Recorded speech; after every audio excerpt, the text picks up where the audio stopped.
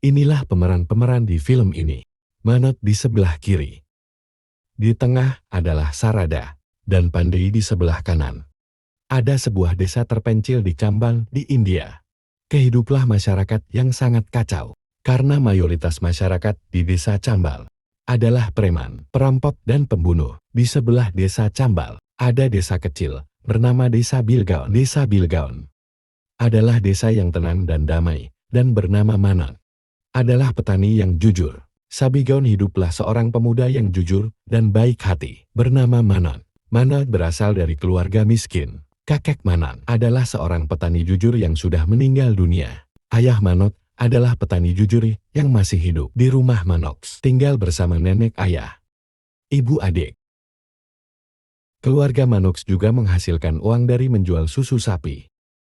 Suatu hari, Manot dipanggil atasannya untuk menandatangi surat penjualan bibit pertanian ke pasar gelap. Namun ayah Manot menolak, karena ayah Manot tidak mau korupsi. Ayah Manot marah dan melempar sandal ke wajah atasannya. Seketika itu, ayah Manot langsung dipecat. Dan sang nenek bangga kepada putranya yang tidak mau korupsi. Malam hari mereka semua makan bersama. Ayah Manot mengatakan ia akan membawa kasus korupsi atasannya itu ke pengadilan. Semua orang mendukung ayah Manot, namun ibunda Manot tidak mendukung. Ibunda Manot mengatakan, keadilan bukan untuk orang miskin seperti kita. Pagi hari Manot menjalani ujian akhir kelas 12.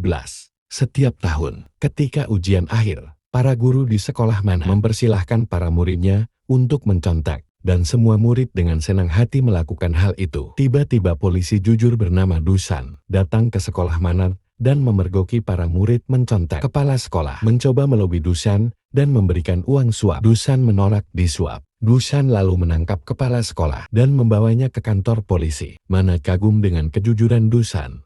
Akibatnya ujian akhir kelas 12 di sekolah Manot ditunda. Di saat yang bersamaan, ayah Manot membawa koper dan berangkat keluar kota untuk berjuang di pengadilan. Ibunda Manot membawakan bekal makanan untuk sang suami. Ibunda Manot sedih karena harus berpisah lama dengan sang suami. Sepulang sekolah, Maras dan abangnya mendapatkan pekerjaan sebagai sopir. Maras dan abangnya memberitahu hal itu kepada sang ibu. Sang ibu bahagia mendengar hal itu. Besok pagi Maras dan abangnya berangkat kerja. Mereka mendapatkan banyak penumpang. Di perbatasan desa, Maros dan abangnya ditahan oleh polisi korup yang sudah bekerja sama dengan preman di desa Jambal. Maros dan abangnya kemudian ditahan di kantor polisi.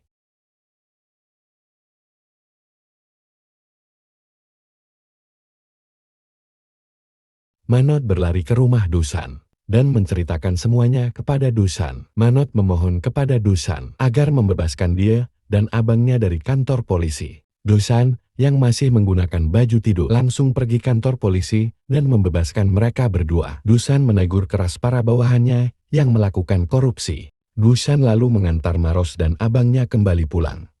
Di tengah perjalanan, Manas terus melihat Dusan dengan penuh kekaguman. Manas kagum atas kejujuran Dusan. Manas bertanya kepada Dusan, "Pak Dusan, bagaimana cara agar saya bisa menjadi seperti Bapak?" Dusan menjawab, "Belajarlah dengan tekun dan jangan mencontek." Besok pagi Manot belajar dengan tekun. Ketika ujian akhir dilaksanakan kembali, hanya Manot yang tidak mencontek. Akibatnya hanya Manot yang tidak lulus. 1 tahun kemudian, ujian akhir diselenggarakan kembali. Akhirnya kerja keras Manot membuahkan hasil. Manot dinyatakan lulus. Sejak kepergian sang ayah dari rumah, keluarga Manot kekurangan uang. Dengan berat hati, ibunda Manot menjual sapi-sapinya. Beberapa hari kemudian, sang nenek memanggil Manot dan mengatakan, "Manot, selama ini nenek menabung uang dari hasil menjual susu. Uang itu nenek sembunyikan dari ibumu. Sekarang ambillah uang ini. Pergilah ke kota untuk mengikuti tes seleksi masuk kepolisian. Kembalilah pulang dengan menggunakan seragam polisi."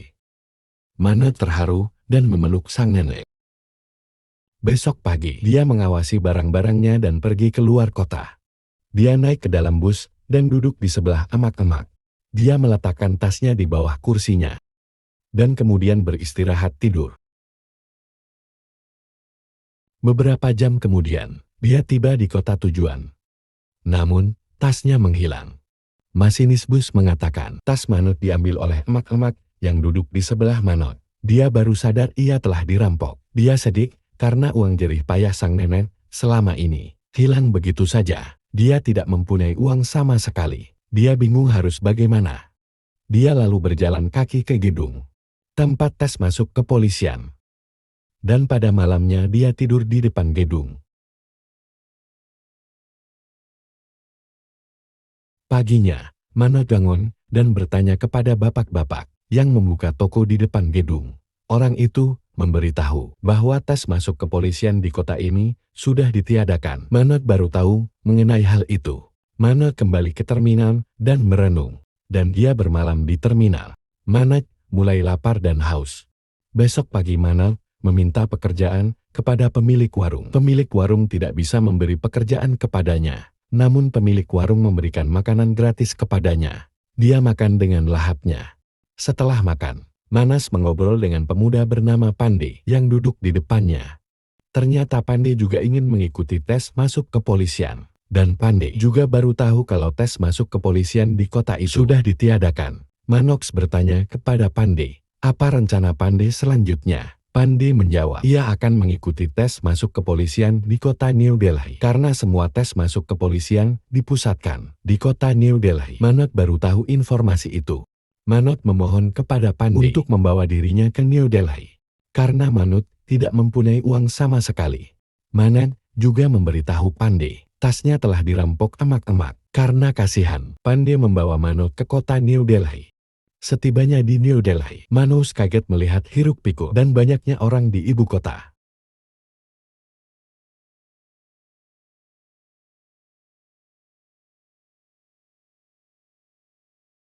Maros dan Pandai tidur di kos-kosan Pandai. Maros sadar. Pandai berasal dari keluarga yang cukup.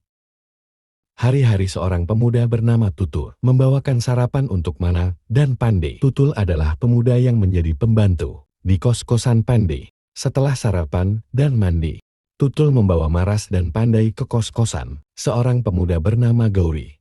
Lihat banyak pemuda yang sedang belajar kepada Gauri.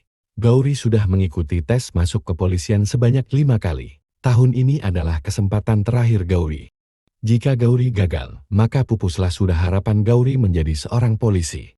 Karena itu, Gauri berbagi pengalaman kepada para pemuda lainnya. Gauri mengatakan tes masuk kepolisian ada 4 tahap. 3 tahap pertama adalah tes tulis, dan terakhir adalah tes wawancara. Mereka semua langsung belajar. Setelah belajar, Manot pergi ke perpustakaan untuk melamar kerja. Manot diterima kerja sebagai tukang bersih-bersih. Manot senang karena bisa mendapatkan pekerjaan. Manot kemudian kembali pulang ke kosan untuk mandi biar segar.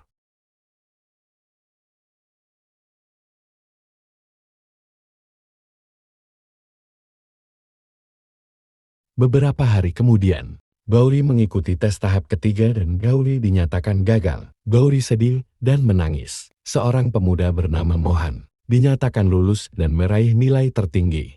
Seketika itu, Mohan menjadi terkenal. Sejak itu Pandai berpindah haluan dan berguru kepada Mohan. Meskipun gagal, Gauri terus berbagi ilmu kepada para pemuda yang ingin mengikuti tes masuk kepolisian. Untuk mencari penghasilan, Gauri membuka warkop di pinggir jalan. Manot bekerja part-time kepada Gauri untuk menambah penghasilan. Beberapa bulan kemudian, tes masuk tahap pertama digelar. Setelah mengikuti tes, Manot dan Pandai dinyatakan gagal. Gauri terus memberikan semangat kepada Manot. Hari demi hari, Manot terus belajar. Suatu hari Manot mengantar kopi susu kepada Mohan dan murid-murid Mohan. Di sana Manot berkenalan dengan Mohan.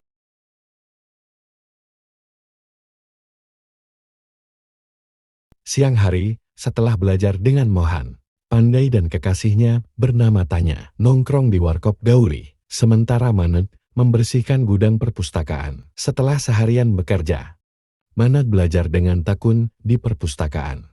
Manot selalu mengingat pesan Gauri kepada dirinya.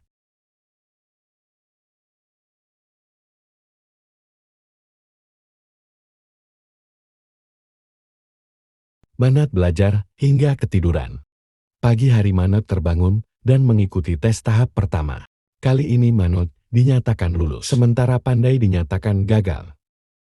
Gauri bahagia atas keberhasilan Manod. Manod meminjam handphone Pandai untuk menelepon sang ibu. Manod menelepon sang ibu dan memberitahu ia lolos tes tahap pertama. Sang ibu bahagia mendengar hal itu. Besok pagi Gauri memerintahkan Manod untuk mencari lembaga bimbingan yang bagus, agar ia bisa belajar lebih di tes tahap kedua. Dan dia sangat patuh. Manod pergi ke satu lembaga bimbingan yang cukup terkenal. Tapi ternyata, lembaga bimbingan itu memajang foto Mohan, dan mengklaim bahwa Mohan belajar di lembaga bimbingan itu. Padahal, Manod tahu, Mohan belajar sendiri tanpa lembaga bimbingan. Manod tidak suka melihat kebohongan lembaga bimbingan itu. Dia pun tidak jadi mendaftar. Seorang ayah dan putrinya bernama Strada juga tidak jadi mendaftar di lembaga bimbingan itu. Manod dan Strada kemudian berkenalan. Dia pun jatuh cinta pada pandangan pertama, dasar buaya. Buset dah. Beberapa hari kemudian, Selada menghampiri Manod di perpustakaan. Selada melihat Manod memegang buku engineering. Selada berasumsi Manod adalah seorang engineer. Selada bertanya, apakah Manod adalah seorang engineer? Dia hanya terdiam. Selada jatuh hati kepada Manod, karena Manod adalah seorang engineer. Padahal Manod bukan seorang engineer.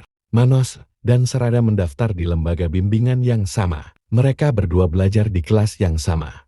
Setelah seminggu belajar, seorang guru mengadakan tes tulis esai dengan topik tertulis. Manod dapat nilai tertinggi dan diberi hadiah 2 bungkus coklat.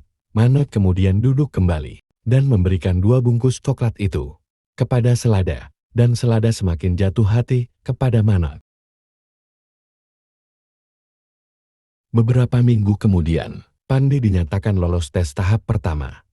Strada, Pandai, dan Tanya berkumpul bersama.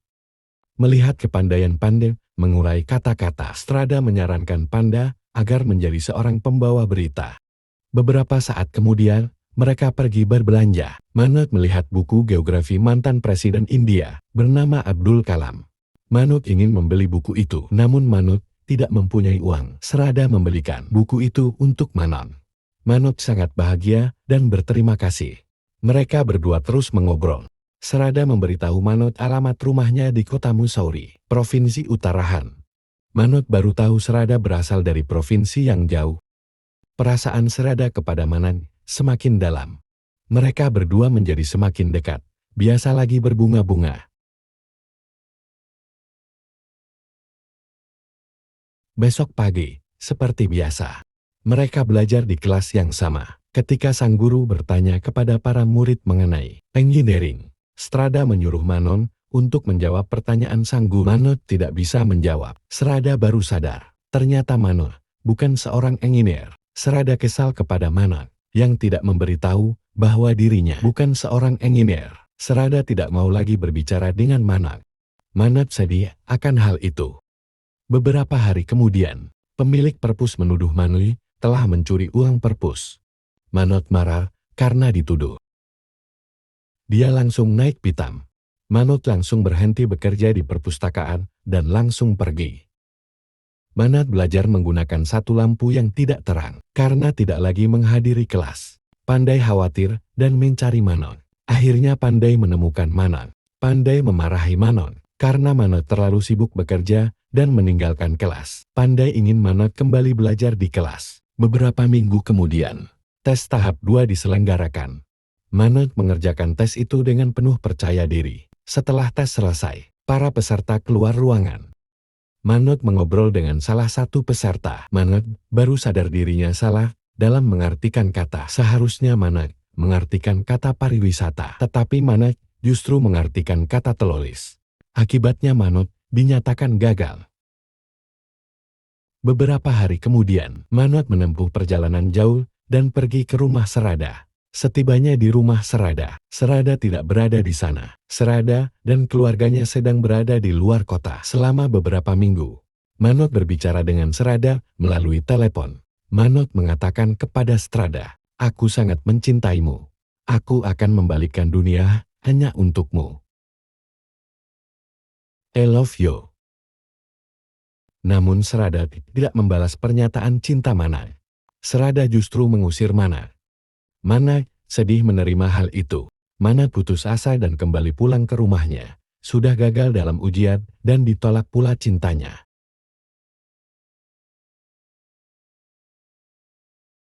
Setelah 1 tahun merantau, akhirnya Manoj tiba di rumah. Keluarga Manoj memeluk Manoj dengan erat. Mereka semua merindukan Manoj. Manoj baru tahu sang nenek sudah meninggal dunia. Manoj sedih dan memeluk sang ibu. Sang ibu mengatakan, "Nenek melarang kami untuk memberitahumu dan ayah. Nenek tidak mau kau dan ayah sedih dan kembali pulang. Nenek ingin ayah menang di pengadilan, dan kau kembali pulang mengenakan seragam polisi." Sejak ditinggal sang ayah dan Manoj, keluarga Manoj kesulitan ekonomi. Manoj sedih mengetahui hal itu. Manoj bertekad akan membantu ekonomi keluarganya. Dia kembali ke kota New Delhi dan bekerja lebih keras. Mulai sekarang, dia akan mengirim uang untuk keluarganya. Beberapa hari kemudian, ayah Manoj dari luar kota datang menemui Manoj. Dia langsung memeluk sang ayah. Sang ayah sangat merindukan putranya setelah tidak bertemu sekian lama. Sang ayah sedih melihat Manoj tidur dan belajar di sebelah mesin penggiling. Sang ayah mengatakan, "Mari kita pulang. Ayah sudah putus asa berjuang. Ayah dinyatakan kalah di pengadilan. Benar kata ibumu nak. Keadilan bukan untuk orang miskin seperti kita. Ayah sedih nenek sudah meninggal dunia." Manoj mengatakan, "Ayah, kita tidak boleh kalah. Kita harus tetap berjuang menjadi orang jujur. Sejak kecil, ayah selalu mengatakan kepadaku untuk tidak mudah menyerah."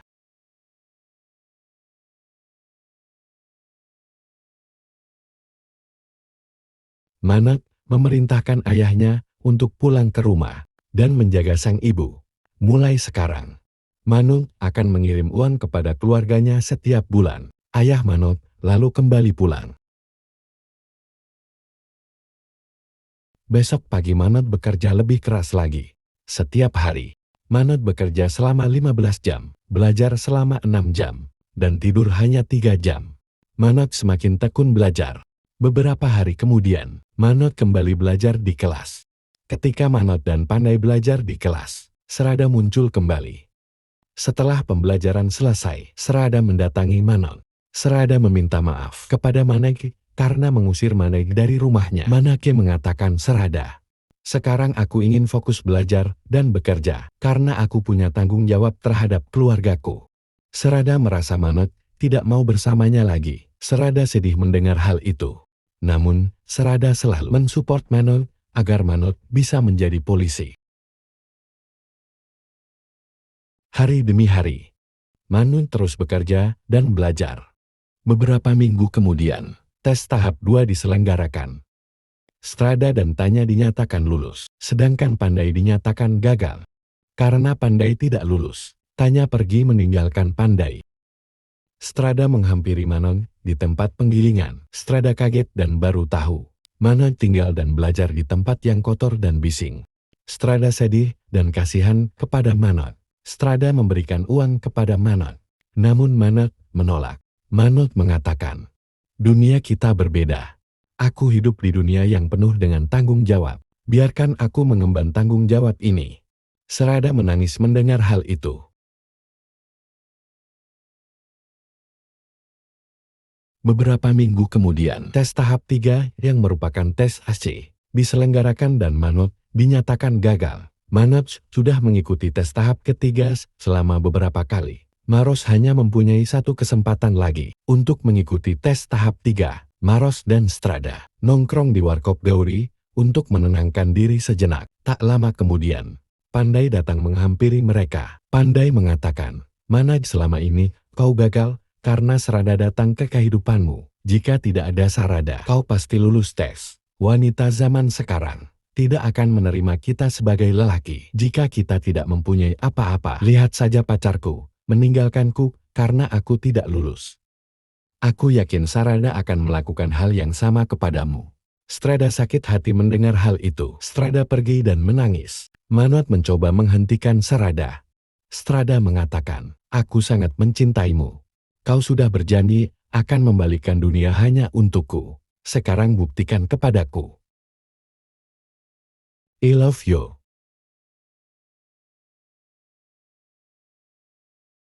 Mendengar hal itu, Manoj langsung berlari ke rumah Mohan.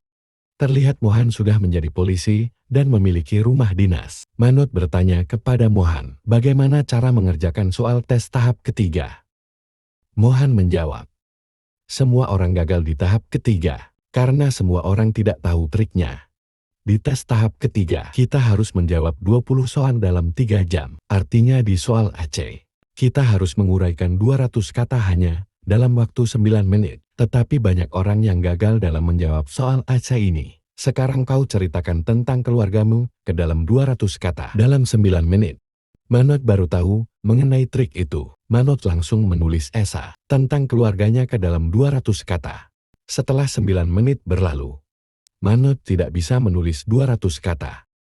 Sekarang kau sudah tahu mengapa kau gagal di tes tahap ketiga. Kembalilah ke Warkop Gauri.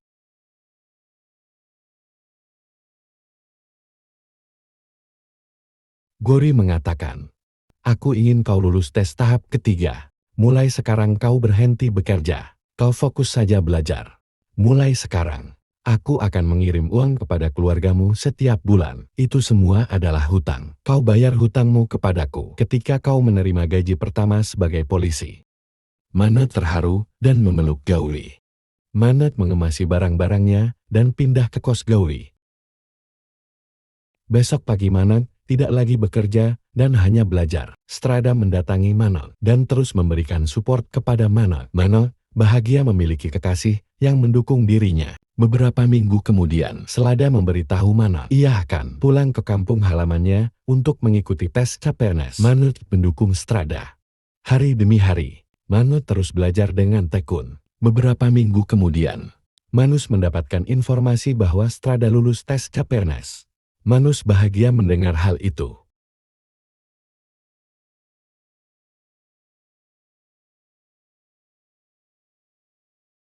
Beberapa bulan kemudian, tes tahap ketiga diselenggarakan kembali, dan kali ini Manoj dinyatakan lulus, sedangkan Pandai dinyatakan gagal. Manoj meminjam handphone Pandai untuk menelepon Strada, namun Pandai tidak meminjamkan handphonenya karena Pandai kesal kepada Manoj. Pandai kesal karena Manoj tidak pernah memperhatikan dirinya. Manoj selalu memperhatikan Strada.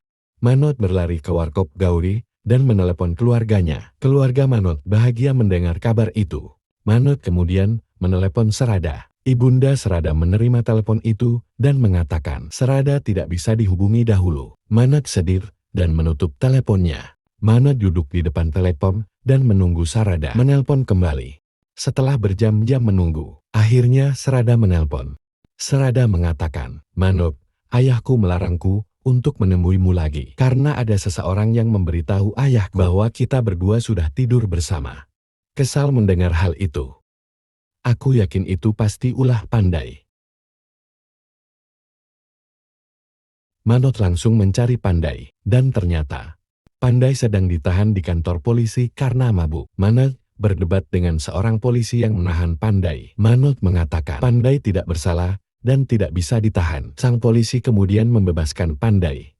Manoj lalu mengambil handphone Pandai dan melihat tadi pagi Pandai menelepon ayah Strada. Dia marah kepada Pandai karena menuduh dirinya dan Strada sudah tidur bersama. Pandai mengaku dan meminta maaf. Di sisi lain, ayah Strada melarang Strada untuk menemui Manoj. Strada mengatakan, ayah, aku sudah menjadi anakmu selama bertahun-tahun. Namun ayah lebih percaya kepada orang asing daripada putri ayah sendiri. Ayah, aku mohon kepadamu, izinkan aku menemui Manoj. Karena sebentar lagi Manoj akan mengikuti tes tahap akhir, yakni tes wawancara. Aku ingin berada di samping Manoj dan mensupport Manoj.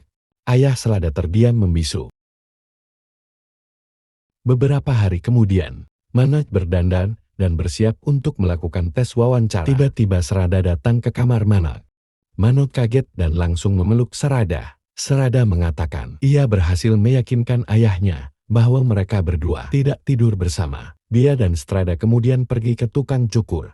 Setelah itu, mereka berdua mendatangi Pandai. Manoj memeluk Pandai dan mengucapkan terima kasih atas bantuan Pandai selama ini. Pandai meminta maaf kepada Strada Manoj dan Serada kemudian pergi ke kantor pusat kepolisian untuk melakukan tes wawancara. Di dalam taksi, Serada memberikan selembar kertas kepada Manoj. Serada menyuruh Manoj membaca kertas itu setelah selesai wawancara. Manoj patuh dan menurut saja. Manoj berjalan masuk ke dalam gedung dengan perasaan gugup. Dia duduk di ruang tunggu bersama para peserta lainnya.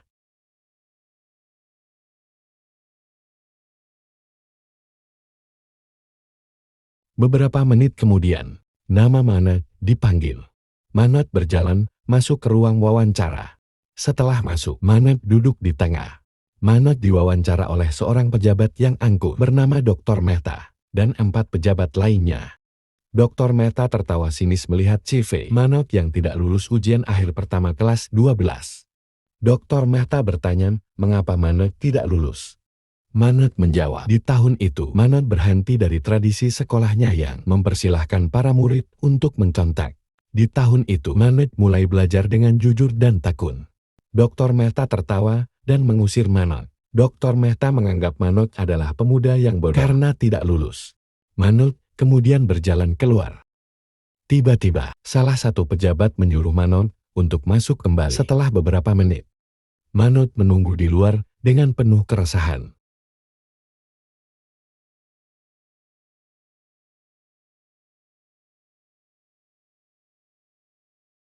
Manoj membuka jasnya dan membaca kertas yang diberikan Serada. Di kertas itu tertulis, "Kau mau jadi polisi ataupun tukang giling tepung, aku tetap akan hidup bersamamu Manoj. Will you marry me? Lop lop ahai."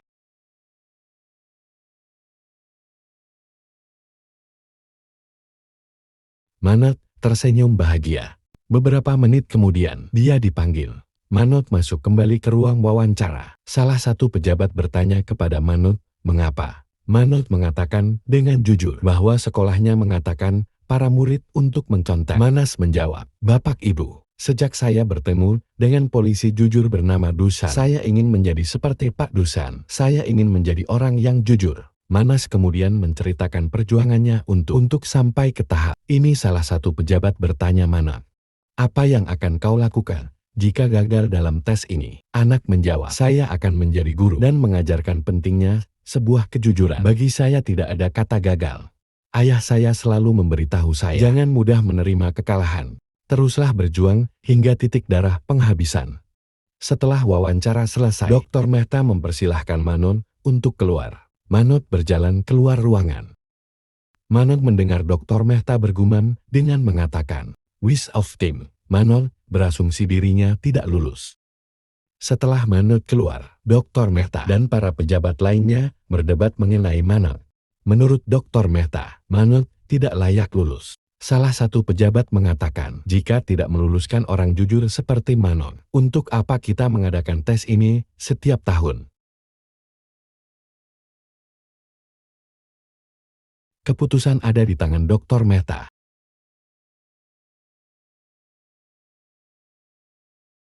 1 bulan kemudian, hasil tes wawancara ditempel di kantor pusat kepolisian.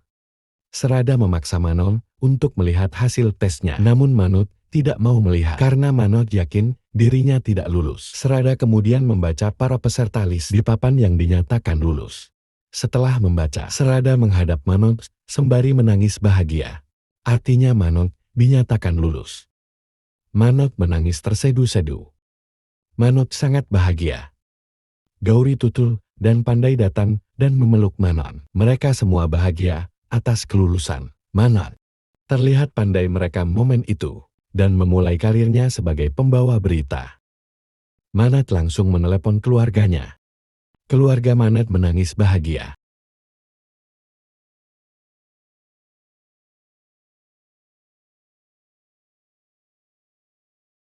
1 tahun kemudian, Manoj yang sudah menjadi polisi mendatangi Dusan. Dusan memberi hormat kepada Manoj karena Manoj adalah atasannya. Namun Manoj justru bersujud dan meminta restu kepada Dusan. Dusan baru ingat, Manoj adalah pemuda yang dulu pernah ia bantu. Mereka berdua kemudian berpelukan. Beberapa hari kemudian, Manoj dan Serada menikah dan hidup bahagia, dan film pun selesai.